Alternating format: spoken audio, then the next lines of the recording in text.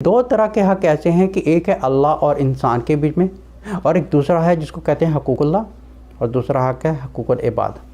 حقوق اللہ فرماتے ہیں کیونکہ میں نے اس کو بنایا ہے، میں نے اس کو پیدا کیا ہے، تو میں چاہوں تو اس کو میں معاف کر دوں، چلو ٹھیک ہے یہ معافی مانگ رہا ہے۔ جیسے ہمارے بہت سے لوگ یہ جانتے ہیں کہ ایک بنی اسرائیل کا ایک واقعہ تھا جہاں پہ ایک شخص نے 100 قتل کر دیے تھے، لیکن اللہ تعالیٰ نے اس کو بھی معاف کر دیا کیونکہ اس نے اپنے گناہ کے لیے توبہ کر لی تھی۔ لیکن ایک دنیا میں ایک حق ایسا ہے جو ہے حقوق العباد۔ حقوق العباد ہے میرے اوپر جو میرا حق ہے، میری ماں کے ساتھ کیسا ہے، میرے والد کے ساتھ کیسا ہے، میری بیوی کے ساتھ کیسا ہے، میرے بچوں کے ساتھ کیسا ہے، پڑوسی کے ساتھ کیسا ہے، میرے دوستوں کے ساتھ کیسا ہے۔ آپ سمجھے کہ ایسے لوگوں کو میں جانتا ہوں جو اللہ کے اتنے قریب نہیں ہیں، لیکن دنیا والے کہتے ہیں کہ ہی از دا بیسٹ پرسن۔ آپ کو پتہ ہے دنیا کا جو پہلا سوال ہے جو ہر سوال کے اوپر بھاری ہے، وہ سوال ہے کہ دوسروں کے ساتھ انٹریکشن کیسے کیا، آپ کا اخلاق کیسا ہے، کیا آپ دوسرے پر حاوی تھے۔ کیا حاوی ہونے کا حق کس کا ہے؟ صرف اللہ کی ذات کا ہے۔ حاوی ہونے کا حق یہاں تک کہ رسول صلی اللہ علیہ وسلم کا بھی حق نہیں ہے کسی کے اوپر حاوی ہونے کا۔ جیسے سورۃ غاشیہ میں اللہ فرماتے ہیں اپنے رسول کو کہ تم ان کے اوپر ایک مسیطر مت بنو، ان کے اوپر تم جو ہے دروغہ مت بنو، ان کے اوپر you do not be aggressive to them. تمہارا کام ہے پیغام دینا، ہدایت دینا، میرا کام ہے میں کس کو ہدایت دوں یا میں نہ میں دوں۔ تو کسی کے اوپر یہ حق نہیں بنتا وہ کسی کے اوپر حاوی ہو۔ لیکن اس بات کو نوٹ کریں کہ جو شخص کسی کے ساتھ بد زبانی کرتا ہے، بد اخلاقی کرتا ہے، کسی کے اوپر حاوی ہوتا ہے، وہ سب سے پہلے اپنا ہی کردار اللہ کی نظر میں گرایا گیا۔ اس نے سب سے پہلے اپنا کردار اللہ کی نظر میں گرا دیا کہ یہ دیکھو یہ میری اوقات ہے، مجھے تو بات کرنے کی بھی تمیز نہیں ہے۔ آپ جانتے ہیں اگر کسی کے پاس PhD ڈگری بھی ہے، کسی کے پاس ڈاکٹر ڈگری بھی ہے، لیکن اگر اس شخص میں ایک ہمبلنس نہیں ہے، اس میں ایک عاجزی نہیں ہے، اس میں اخلاق نہیں ہے، تو اس کی PhD زیرو ہے۔ ایک وہ شخص ہے جس کے اوپر وہ اسکول ہی نہیں گیا ہوا، ایک وہ شخص ہے جس کے اوپر کوئی اعمال نہیں ہے، کچھ بھی نہیں ہے، لیکن ہی از ویری ہمبل، لیکن اس کو بات کرنے کی تمیز ہے، اس میں اخلاق ہے، تو ہی از اے جنتی پرسن۔ جیسے ون آف دا صحابہ came to the Prophet صلی اللہ علیہ وسلم complaining about one woman کہ جو کہ ایک اس طرح بات کرتی ہے، تو رسول صلی اللہ علیہ وسلم فرمایا کہ یہ جہنمی عورت ہے۔ اسی طرح دوسری عورت کی بات ہوئی، انہوں نے فرمایا کہ اس کی اتنی عبادت نہیں ہے لیکن اس کا اخلاق بہت اچھا ہے، تو رسول صلی اللہ علیہ وسلم فرمایا یہ کہ جنتی عورت ہے۔ لیکن this rules and this formula applies to the man and woman both. اخلاق ایک جنرل ہے، ایک اخلاق، چاہے وہ آدمی ہو یا عورت ہو۔ یاد رکھیں اگر آپ عورت ہیں تو اپنی عزت بنائیں شوہر کے دل میں۔ عزت کیسے بنتی ہے؟ سب سے نمبر 1 چیز ہے وہ ہے عاجزی اور آپ کا اخلاق۔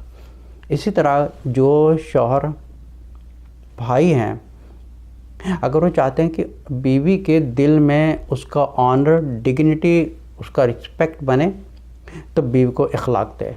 سورۃ قیامہ کی آیت نمبر 33 سے 36 ورق ایک بہت ہی خوبصورت آیت ہے جس میں اللہ فرماتے ہیں ثم ذهب الى اهله يتمتع اولا لك فاولا ثم اولا لك فاولا ایحسب الانسان ان یترک سدى۔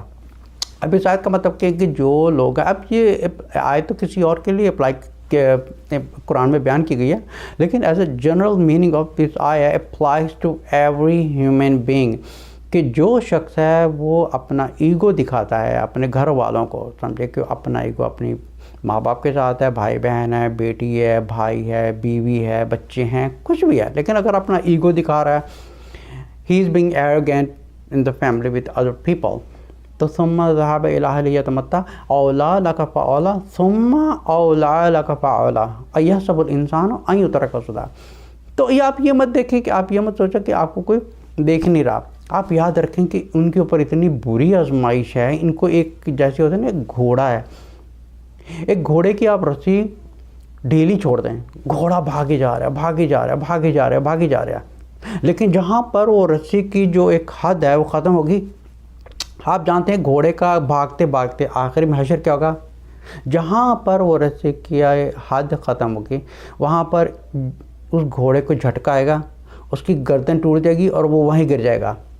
اب اس کا بات کا مطلب کیا ہے؟ اس بات کا مطلب یہی ہے کہ وہ انسان بے لگام ہو کر دنیا میں کرتا جا رہا ہے. اس کو گالی دی، اس کے ساتھ زیادتی کی، اس کے ساتھ بد اخلاقی کی، اس کو دو چار سنا دی.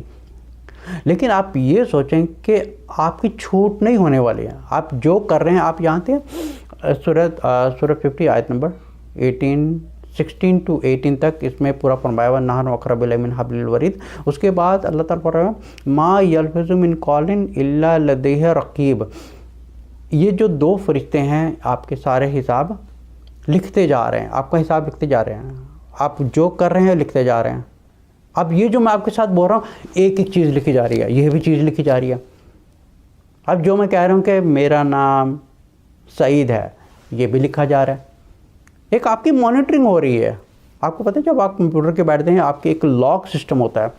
وہ لاک سسٹم ہے، وہ آٹومیٹکلی جنریٹ ہوتا رہتا ہے.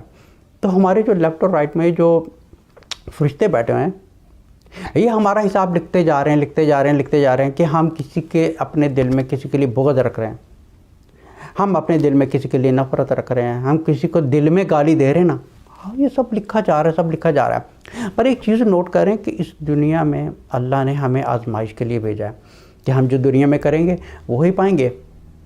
ایک ایگزامپل لے لیں کہ ایک اسٹوڈنٹ ہے، وہ کالج جاتا ہے، یونیورسٹی جاتا ہے. پورے سال اس کا ایگزام جو پڑھائی ہوتی ہے، ایک سال کے اینڈ میں اس کا فائنل ایگزام ہوتا ہے. اب فائنل ایگزام میں وہی شو اپ ہوگا جو اس نے پورے سال میں کیا ہوگا. So this is the same thing. It says in Surah Mulk verse number 2 میں اللہ فرماتے ہیں الذی خلق الموت والحیات لیبلوکم ایکم احسن عملا. میں نے تمہیں آزمائش کے لیے پیدا کیا ہے، تم نے جو کرنا ہے کرو. اب جیسے سورۃ قیامہ کی آیت نمبر 36 میں اللہ فرماتے ہیں ایحسب الانسان ان یترک سدی.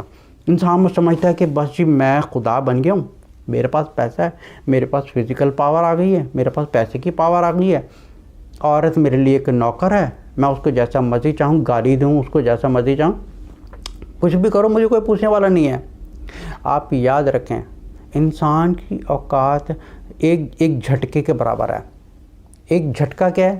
اللہ تعالیٰ چاہے تو ہم نے بہت سی ایسی ویڈیوز وغیرہ دیکھی ہوں گی یوٹیوب کے اوپر، جیسے کہ انسان اپنا کام کر رہا ہے، بیٹھے بٹھائے اس کی روح نکل گئی ہے، تو اس کی اوقات کہاں گئی؟ ختم ہو گئی اس کی اوقات. اچھا ایک اور چیز نوٹ کریں، جب انسان دنیا میں آتا ہے وہ ننگا ہوتا ہے. اس کو کوئی اور اس پوائنٹ کو نوٹ کریں، جب ایک شخص دنیا میں پیدا ہوتا ہے وہ ننگا ہوتا ہے. اس کو کوئی اور دھوتا ہے، اس کو کوئی اور کپڑے پہناتا ہے، کوئی اور کھانا کھلاتا ہے. اسی طرح جب انسان فوت ہوگا تو پھر ننگا ہوگا، اس کو کوئی اور نہلائے گا، کوئی اور اس کے اوپر وائٹ کپڑا ڈالے گا، پھر اس کو دفن کرے گا. تو انسان کے پاس کیا تھا؟ کچھ بھی نہیں تھا. تو یہ دنیا میں کیا ہے کہ انسان ایک کچھ بھی نہیں ہے، جیسے آیا ہے وہ ویسے ہی واپس جائے گا. تو دنیا ایک آزمائش ہے.